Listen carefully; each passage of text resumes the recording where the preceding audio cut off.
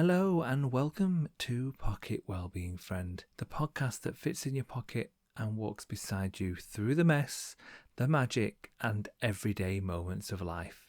I'm Dan, and this week's podcast is all about something deceptively simple and quietly powerful: the small joys.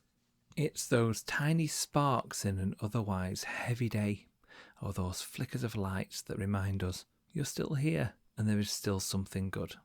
I'm going to slow things down, and together we'll explore how tuning in to small joys can shift the way we carry our lives, one deep breath, one noticed moment, or one unexpected smile at a time. So settle in, whether you're walking, washing up, commuting, or curled up under a blanket with a nice cup of tea. This time is for you. Let's start with something small: the smell of fresh toast in the morning, or the warmth of a mug cupped in your hands, or the quiet moment before anyone else in their house has woken up. These are the kinds of moments we often miss. But when we do notice them, they become anchors. They remind us that even if the world is rushing, not every part of us has to. But why do they matter?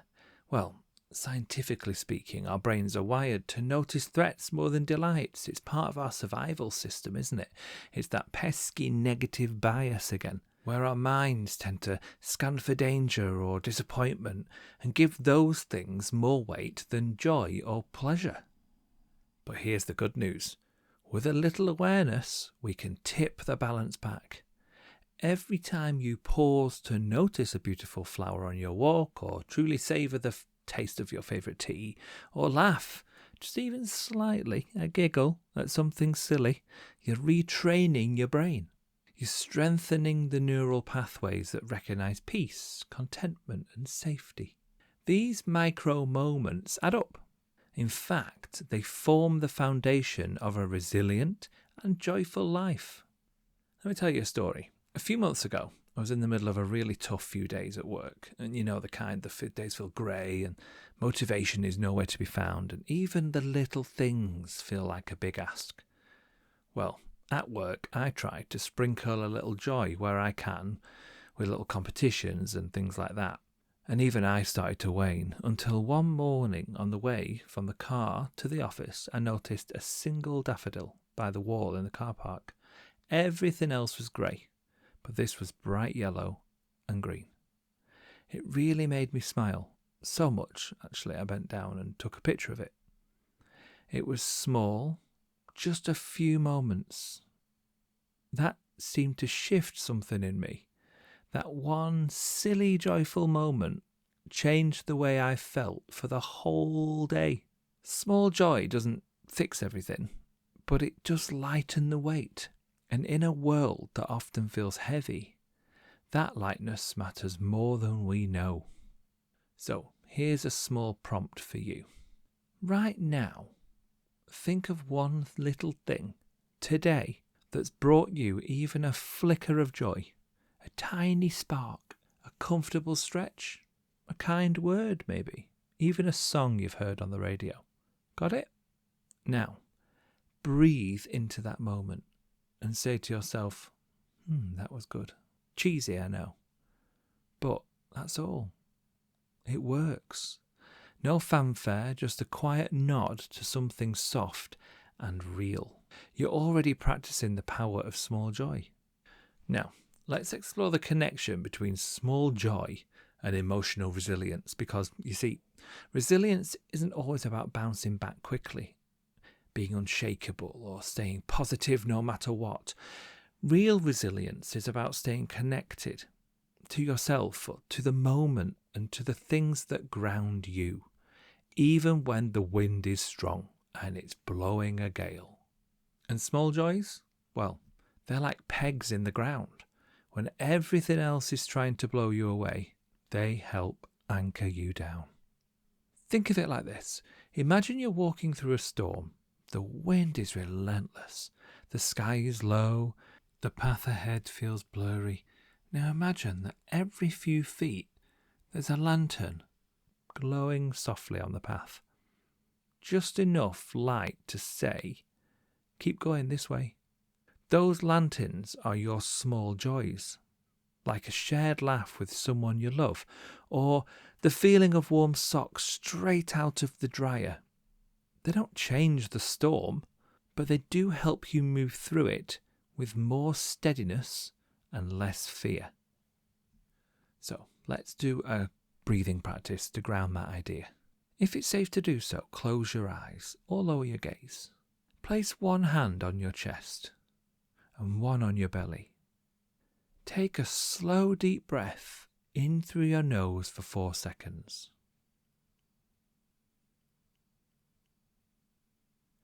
Hold it gently for 2 seconds. Now breathe out slowly through your mouth, 6 seconds. Let's do that again. Inhale, 1, 2, 3, 4. Hold, 1, 2.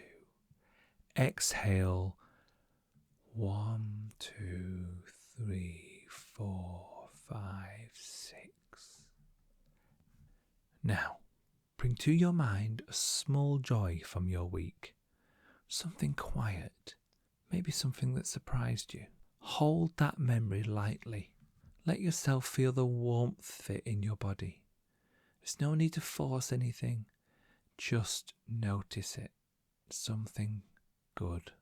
You've just used a moment of small joy to regulate your nervous system, and that is a powerful form of resilience. Now, you can think of this building resilience as building a personal treasure chest, or maybe a small joy journal. Some people even call it a joy jar. Here's how it works. Every day you write down or voice note one thing that made you smile, pause, or feel something positive, even just for a second. There's no pressure, just no need for it to be profound. There's some examples from things I've heard people say that have given them joy. I went to get a coffee on the way to work, and when I got to pay in, I didn't have to pay because it was my free coffee on my points card. Or someone let me in front of them in the traffic and waved. Someone held the door for me this morning when I was miles away from it, and they waited for me. See them examples? That's it. And over time, these notes become your library of resilience.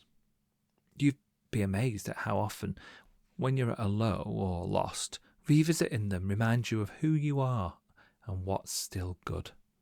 The thing is, joy doesn't need to be loud. It just needs to be noticed. Now let's shift to the body. Small joys are not just thoughts, they live in your body too. That stretch when you first wake up, or that satisfying sigh after a long day, or even that sneaky, intrusive thought to urgently dance when no one's looking. We've all done that in the supermarket. I know I have, plenty of times. But your body is often the first to register joy, even before your mind catches up. Take a moment to scan your body now. Where do you feel most at ease, most grounded? Even the act of noticing that is a joy. I'm just going to get a little bit sciencey again, but only nudge the edge of the beaker, so don't worry. We often associate joy with fleeting emotional highs, but small joy, that's actually biochemical too, because every time you smile, or sigh with relief, or feel a gentle sense of pleasure, or notice something beautiful, your brain responds. It often releases dopamine, a neurotransmitter tied to motivation and reward.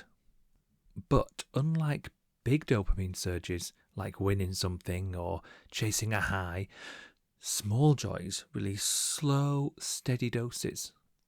Think of it as a vitamin D of emotional life, quiet, vital, and deeply nourishing over time. Here's something else to try. Start your own natural dopamine menu.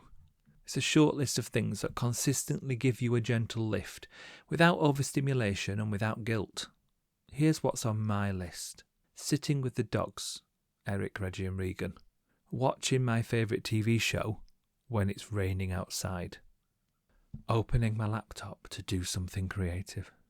Watching Victoria Wood sketches on YouTube. And a proper cup of tea in a right big cup. Now, build your list, stick it to the fridge, keep it in your notes app on your phone. When you need a lift, you won't have to guess. You'll just pick something from your menu. Now, let's talk about awe. Yeah, that's right, awe. It's one of the most underappreciated forms of joy. Researchers define awe as the feeling you get when you encounter something vast, awesome, something that challenges your sense of scale or understanding. It can be a sunset or a mountain, a piece of music. Everyone's different version of awesome is valid.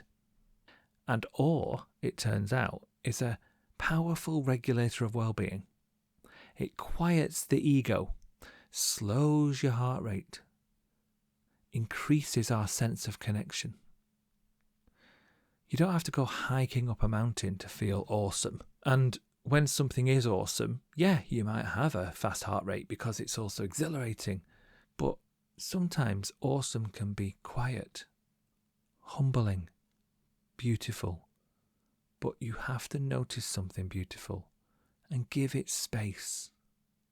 If I were to say right now, look up wherever you are, find one detail, a cloud or a tree or a building or a texture in your room. Pause and let it be bigger than your thoughts for just one moment. Well, that's awe. And that too is joy. Now, I know it's packed full of activities for you to come back to in this podcast episode, and I really want you to put in the comments if you've tried any of these activities. It'd be great to hear from you. Let's take another moment for a little finding joy activity. If it feels safe, close your eyes. Think of a moment in your life, any time, when you were going through something hard, but something small still made you smile. Try to relive it if it's not too difficult for you, even for a second. Feel what it did to your body. Feel the contrast. Feel the humanness. It's not weakness. It's not a denial. It's your capacity to find a little bit of joy in something really difficult. You can hold joy and pain in the same hand, and it is beautiful, it's wonderful, and it's human. Now, what if I were to say, small joy is not a luxury, it's a skill. And like any skill, it can be practiced. Now, I can hear you saying, practice, but wait, you don't have to wait until life gets easier. You don't have to fix everything before you're allowed to feel light. And you don't have to earn rest or peace or delight. Practice doesn't need a test or a time frame or a pressure. You just have to notice. The world is full of things competing for your attention, alerts, expectations, and unfinished tasks. But joy is quieter. It doesn't fight to be seen. It waits. And if we want to notice the small joys, we need to do one thing. Make space. So here's an idea. Why not create a joy margin? It's like a financial margin, but for your emotional energy. Just 10 minutes a day. 10 minutes where you put down the phone, turn off the background noise, and just be. It might feel uncomfortable at first, but eventually your senses will begin to reawaken. I know that's sometimes a really hard thing for some to do with life commitments, etc. But if you can't find that space, build up to it in 10 minutes. Start small.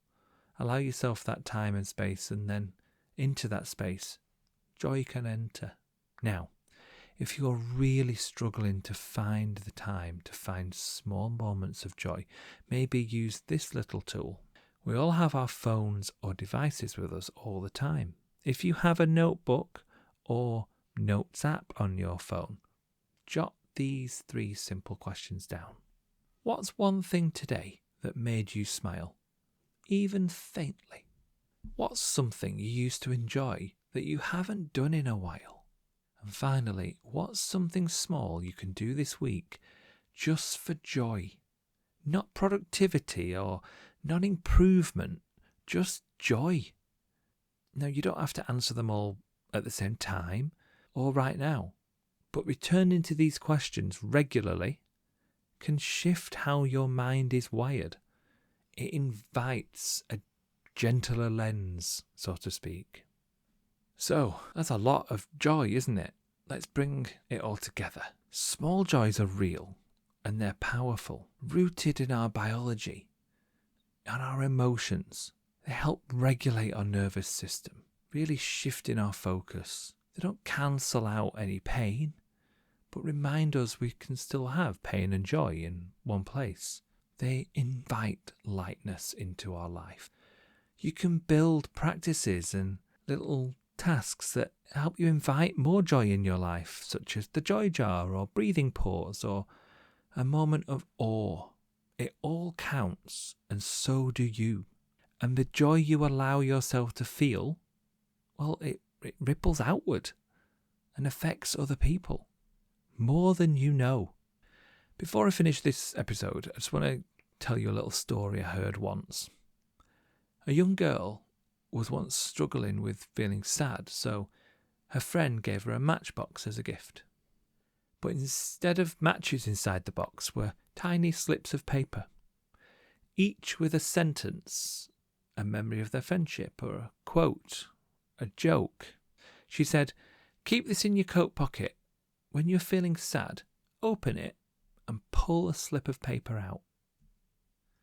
Now, the girl carried that box around for ages, and she even refilled it more than once with new memories, jokes and quotes. Because the thing is, we all need something small to carry us through. So like this podcast episode, be your matchbox. Thank you for listening to this episode on small joys and making space and time for this reflection. This is your small joy. In our next episode, we'll be exploring boundaries without guilt, which is not as scary as it sounds, I promise you. Until then, take care and remember, you are doing better than you think.